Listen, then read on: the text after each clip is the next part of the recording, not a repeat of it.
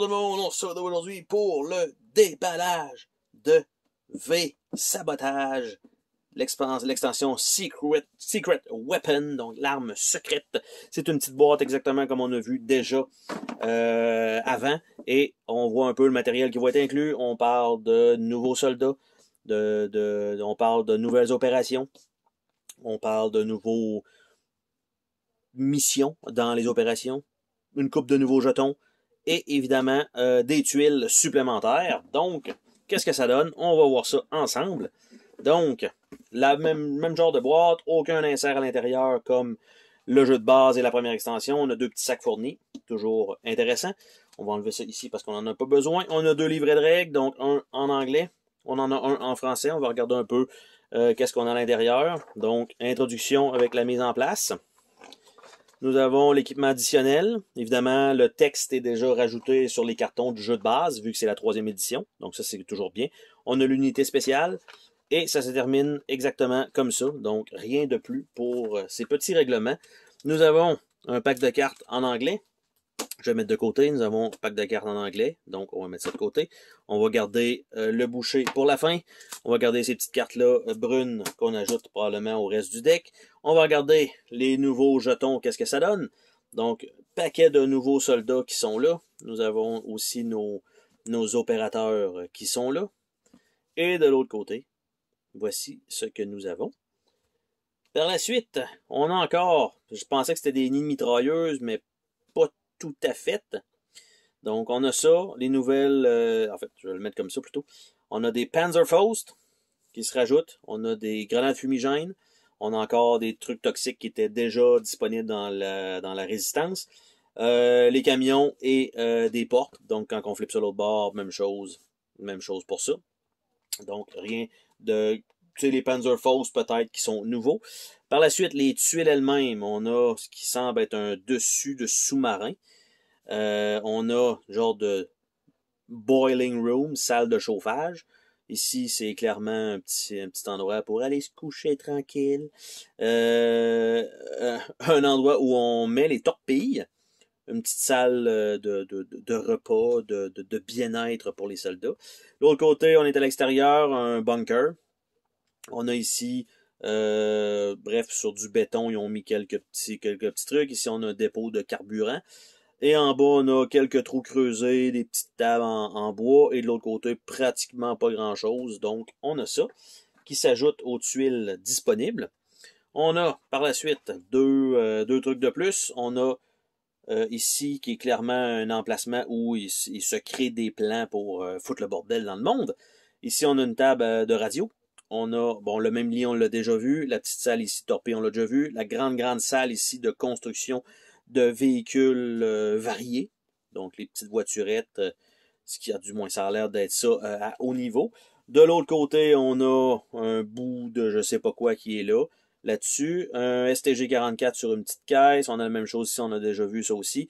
Et ici, on a ce qui semble être juste un petit atelier en bois pour... pas un atelier, mais un petit toit en bois, parce que de l'autre côté, c'est clairement à l'extérieur. Et nous avons également, sur l'autre tuile, bon, les trois même, bon, sont en train déjà de s'enlever, donc le punch est super bien fait. On a ici, donc, un giga entrepôt avec le camion à l'avant. On a voiturette classique Volkswagen qui est là. Par la suite, les trois, donc, on les a déjà vus de ce côté-là. Et de l'autre côté, nous avons, j'essaie de pas toutes les faire tomber, un camion médical avec des grenades à côté, c'est toujours parfait. Et en haut, un genre de semi-bunker un peu détruit. Donc, c'est les tuiles qui sont fournies. Encore là, on peut se douter que ça en fait un bon nombre supplémentaire avec ce qu'on avait déjà avec la première extension, plus le jeu de base, il y en avait quand même pas mal. Donc, ça vous donne encore plus d'options pour pouvoir placer les tuiles. Donc, on a ça. Je vais remettre ce matériel-là dans la boîte présentement parce que ça peut y retourner. Donc, ça. Les règles. Et on va ouvrir donc les petits paquets de cartes. Voir ensemble, ça a l'air de quoi? Donc, nous avons, ce sont nos anges gardiens. Faites votre boulot. Fusée éclairante. aller en enfer. Donnez-leur tout ce que tu as. Donc, donne-leur, pas donner-leur, donne-leur tout ce que tu as. On n'y voit rien. Dans la zone de saut, à court de munitions, jamais bon. Retour à l'envoyeur, une petite grenade sur la gueule, fouille et planquez-vous. Balle traçante, à l'assaut, en flamme, on fait le plein, on sait ce qui nous attend. Donc ça, ce sont les cartes qu'on a probablement ajoutées dans le reste du deck, là, de cartes d'événements. J'ai un feeling que c'est ça. J'ai pas joué, donc je pourrais pas vous dire à 100% ce que je dis est vrai, mais ça ferait du sens. On a les missions elles-mêmes, avec encore une fois de superbes images. Le visuel est toujours beau. Donc, genre de fusée qui est en train d'exploser. On a un missile ici, un genre de convoi. Un bâtiment, en fait, un bateau qui explose. Nous avons un autre bateau qui explose. Nous avons un avion, clairement, un genre d'avion furtif qui explose. Nous avons un genre de train qui explose. Un avion qui s'envole, finalement, avec beaucoup d'hélices. Nous avons ici une salle de construction quelconque, de tank, qui est en train d'exploser. Un dépôt de véhicules. Ici, c'est clairement un missile qui est en train de se préparer. Ici, nous avons les sous-marins.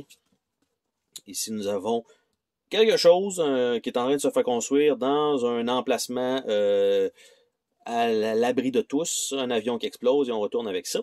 Et de l'autre côté, on parle de l'aérodrome, on parle de la grange, on parle d'un bureau des opérations, l'atelier des ingénieurs, garage, usine de Goliath, hangar, colline, centre d'essai, base de U-Boat probablement, mais U-Boat, ici 1, base de U-Boat 2, rampe de H1 ou U1, rampe de lancement de U2, et on le retourne avec l'aérodrome.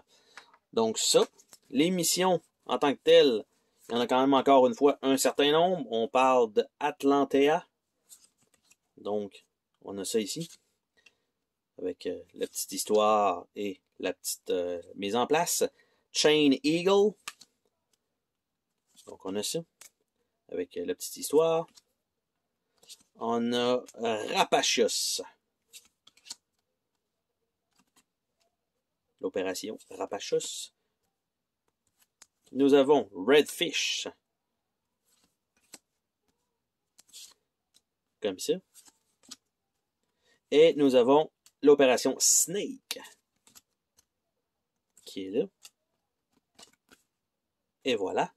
Donc, encore une fois, bon nombre de missions supplémentaires. Et nous avons 3 nouveaux soldats, on va dire ça. Nous avons l'agent de renseignement avec un Beretta silencieux et une grenade fumigène. Et de l'autre côté, Beretta pas silencieux avec une casquette. Nous avons l'artilleur avec son mortier. Mortier, effectivement, et un Colt. Et de l'autre côté, avec un mortier, un Colt et une bombe. Nous avons le boucher, qui a 2 couteaux, une grenade fumigène, 2 grenades, un Panzerfaust, un sauvage.